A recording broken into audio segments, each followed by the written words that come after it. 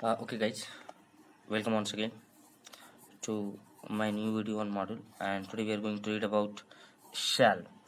जैसे कि आप लोग जानते हो कि विल और शैल दोनों ही फ्यूचर में यूज़ होता है। आपको पहले से ही पता है, हम लोग अक्सर टेंस में शुरू से पढ़ते आए हैं कि विल और शैल जो होता है वो एक ही जैसा होता है। बस अंतर ये होता है कि शैल का थोड़ा सा यूजेज अलग होता है और विल का थोड़ा सा यूजेज अलग होता है। नहीं तो लगभग सबका यूजेज विल और शैल का सेम होता है, बस थोड़ा सा पर्सन का फ़र्क पड़ता है। तो जहाँ पे फर्स्ट पर्सन होता है वहाँ पे शैल होता है, और जहाँ पे सेकेंड और थर्ड पर्सन होता है वहाँ पे मोस्ट प्रोबेबली विल होता है। तो चलिए हम लोग शैल के बारे में पढ़ते हैं। फर्स्ट यूज़ ओके, पहले हम लोग इसका अच्छा फर्स्ट यूज़ के बाद हम लोग एक नोट देख लेंगे।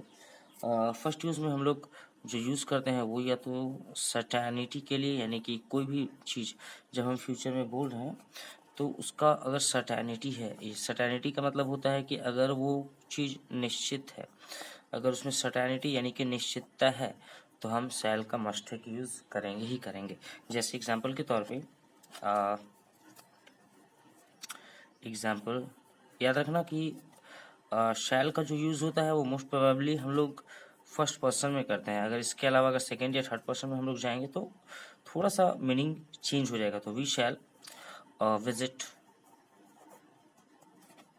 The okay we shall visit the Taj. तो हम लोग ताज को विजिट करेंगे, एक डिक्लेरेशन दे रहे हैं, एक सर्टेनिटी दे रहे हैं कि हम लोग जिस मतलब जर्नी पे हैं या जहाँ जा रहे हैं, ये हो सकता है कि हम लोगों का प्लानिंग विजिटिंग का हो, तो हम लोग ताज को विजिट करेंगे। Okay, once again we both shall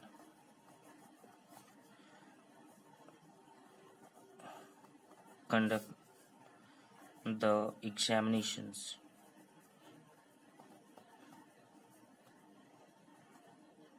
okay. हम लोग बोल रहे हैं कि we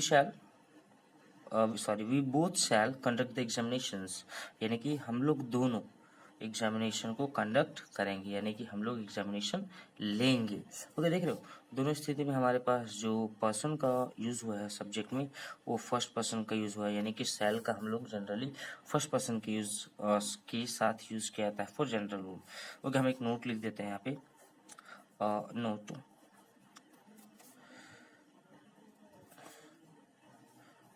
shall is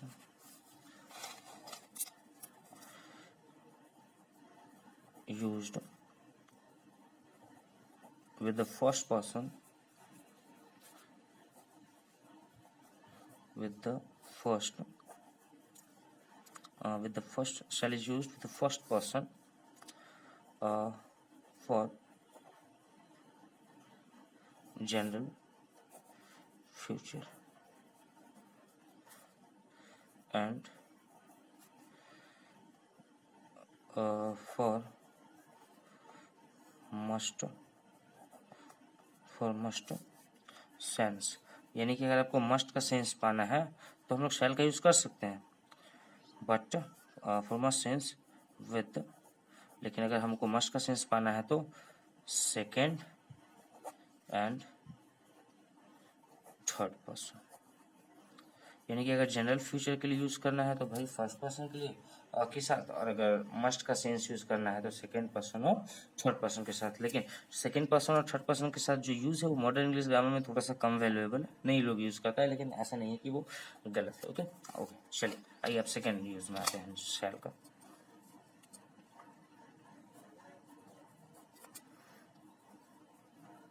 second to show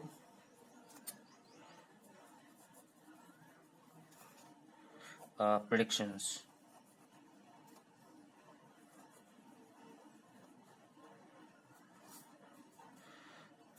to show predictions, यानी कि हम लोगों को जब प्रेडिक्ट कुछ करना हो, अगर हम लोग को कुछ भविष्य वगैरह बताना हो, गेसिंग करना हो फ्यूचर में, तो हम लोग ऐसा शैल का यूज़ करते हैं। जैसे हम लोग अंदाज़ा लगा रहे हैं, मान लो कहीं फंक्शन हो रहा हो और हम लोग उस फंक्शन के बारे में बता रहे हैं, उस फंक्शन के दौरान हम लोग बोल रहे हैं मैं जब भी होने वाला हूँ, एक गेसिंग कर रहे हैं। अक्सर हम लोग करते हैं कि भाई उसकी शादी हो रही है तो हम लोगों को इनविटेशन कार्ड जरूर मिलेगा, तो वी शैल बी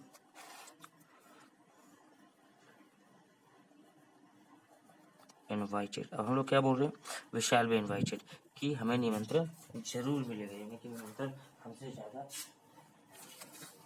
हमें निमंत्रण जरूर मिलेगा, निमंत्रण हमसे ज़्यादा दूर नहीं है। जब भी शादी होगी हमारे पास निमंत्रण जरूर रहेगा, ये हमारा एक प्रेडिक्शन है। ओके, एक और एग्जांपल हम लोग ले लेते हैं। I shell call mister Mahesh, मैं मिस्टर महेश को जरूर बुलाऊंगा। ओके, तो देखिए ना कि जहाँ पे भी आपको प्रेडिक्शन का यूज़ करना हो तो हम लोग फर्स्ट पर्सन के साथ आसानी से कर सकते हैं एक प्रेडिक्शन का use. Okay, number okay, third use,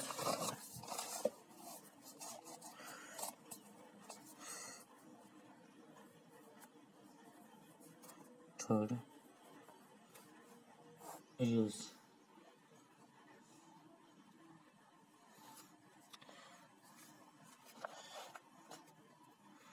offer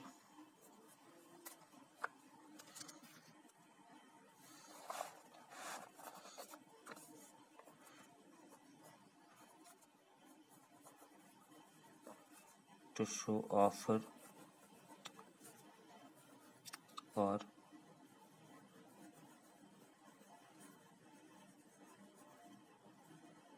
willingness, to show offer और willingness, यानी कि जब हम लोग किसी को कुछ ऑफर करते हैं, आप देख रहे हो ना, जब हम लोग किसी को कुछ ऑफर करते हैं तो, या फिर किसी चीज़ को हम अपनी मतलब अगर हम अपनी विलिंगनेस दिखाते हैं, यानी कि हम अपना इच्छा दिखाते हैं, इच्छा शक्ति दिखाते हैं, तो फिर हम लोग विल का शैल का यूज़ करते हैं। ओके, चलिए एग्जाम्पल। ओके, अब आप हम किसी दोस्त से बोल रहे हैं, हाँ ये हम दोस्त से बोल रहे हैं कि भाई मैं तुम्हारी मदद करूँगा, ये हम अपने फ्रेंड से बोल रहे हैं कि मैं तुम्हारी मदद करूँगा, तो simply I shell help you. Okay, तो ये हमारा एग्जाम्पल हो गया, आई शैल हेल्प, यानी कि हम किसी को ऑफर कर रहे हैं, किसी को हेल्प ऑफर कर रहे हैं, हम बोल रहे हैं कि भाई तुम्हें जब भी मतलब मदद की जरूरत हो मैं रेडी हूँ हेल्प करने के लिए, तो हम लोग ऐसा बोल रहे हैं, तो I shell help you. Okay, दूसरा, मान लो कोई विलिंगनेस है हमारा, कोई इच्छा शक्ति है हमारी, मान लो किसी को डोनेशन देना है, तो हम लोग उसमें भी कर सकते हैं, सेम है और लगभग ऑफर और विलिंगनेस लगभग लगभग सेम है। तो I shall donate 60,000 rupees, I will donate 16,000। Okay, ठीक है, तो देख लिया आपने थर्ड यूज़ के अनुसार जब भी हम लोगों को ऑफर को शो करना होता है या विलिंगनेस शो करना होता है तो हम लोग शैल का यूज़ करते हैं। नाउ फोर्थ यूज में आइए,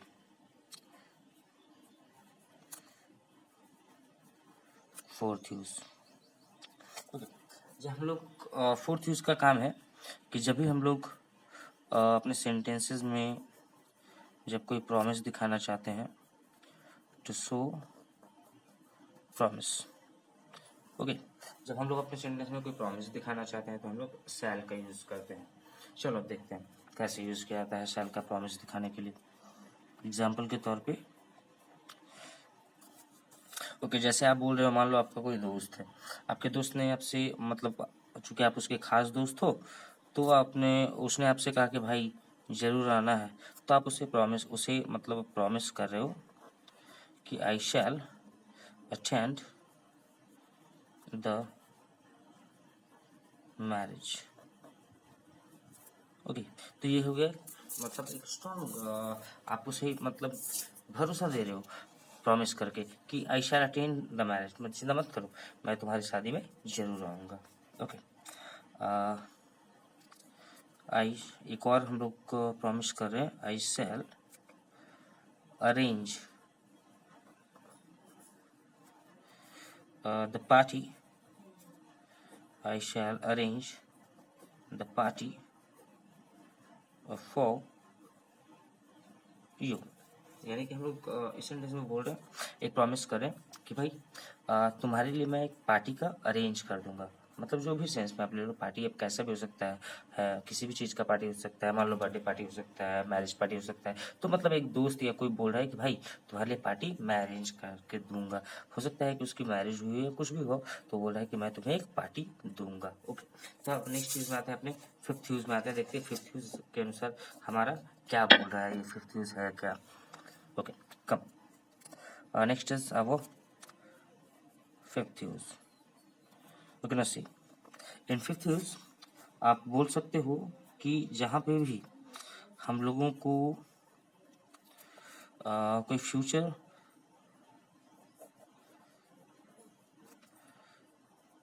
रिक्वेस्ट या ऑर्डर देना होता है, वहाँ पे हम शैल का यूज़ करते हैं। फ्यूचर में कोई भी रिक्वेस्ट एक नॉर्मल वे में, याद रखना कि ये जो है वो इसी के जगह पे शुड का भी यूज़ होता है, तो वो फॉर्मल होता है, ये इनफॉर्मल होता है। आप इसको फॉर्मल में यूज़ नहीं कर सकते हो, नहीं तो फिर ये गलत हो जाएगा। होता तो है सेम चीज़, लेकिन आप फॉर्मल में यूज़ नहीं कर सकते। अगर फॉर्मल में आपने यूज़ किया तो ये पूरी तरह से गलत हो जाएगा, तो इस बात का आप ध्यान रखना।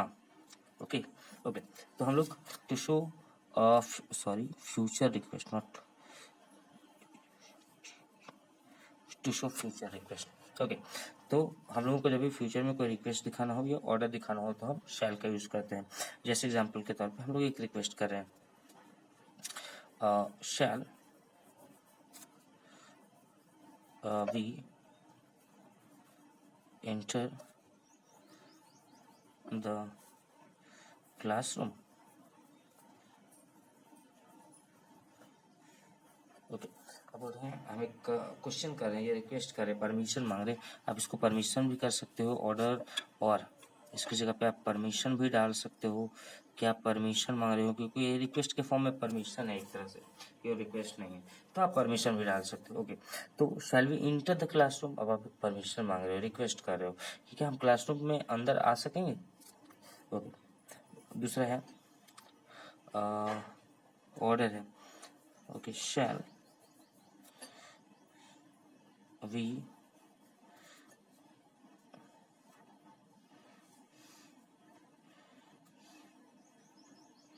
shall we remain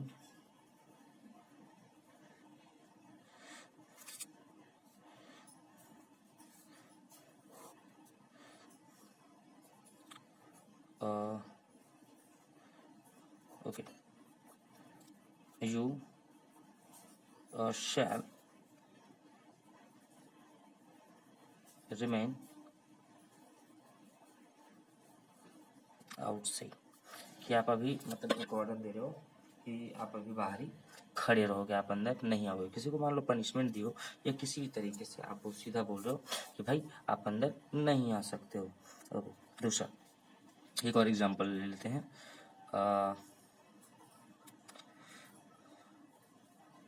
we shall not, अभी हम रिक्वेस्ट कर ले रहे हैं, अभी shall not attend the move. तो आप इसे रिक्वेस्ट कर रहे हो कि हम उस भीड़ में नहीं जाएंगे। तो आपने देख लिया ना कि कैसे मतलब शैल का यूज़ होता है। शैल का हम लोगों ने अभी तक 5 यूज़ पढ़ चुके हैं, हम लोग 5 यूज़ पढ़ चुके हैं।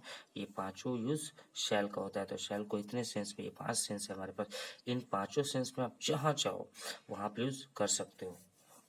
ओके, अब हम लोग के पास शैल का एक नोट है, चलो शैल का नोट देख लेते हैं। देखो शैल का नोट क्या बोलता है। नोट, ये नोट है क्या भाई, याद रखना। Shall is used with the first person, shall is used with the first person for normal future. Okay, अगर नॉर्मल फ्यूचर में आपको यूज़ करना है तो शैल का यूज़ किया जाता है किसी भी मतलब फर्स्ट पर्सन के साथ। लेकिन अगर ऐसी चीज का shall is used as must, देखना shall is used as must with the second or third person.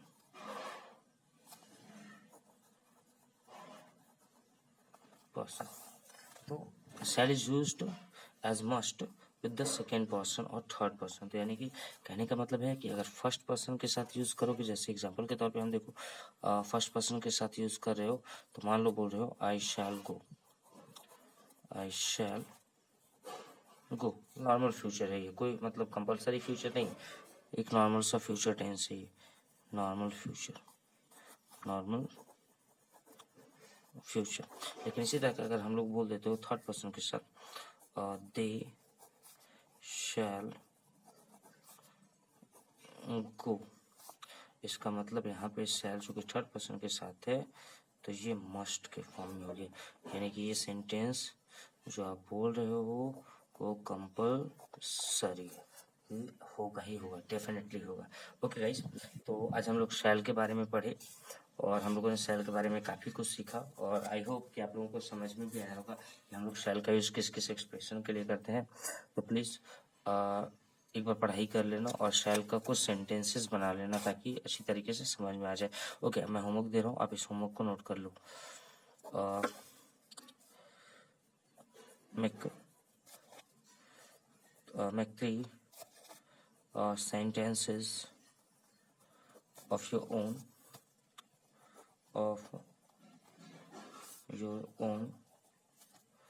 with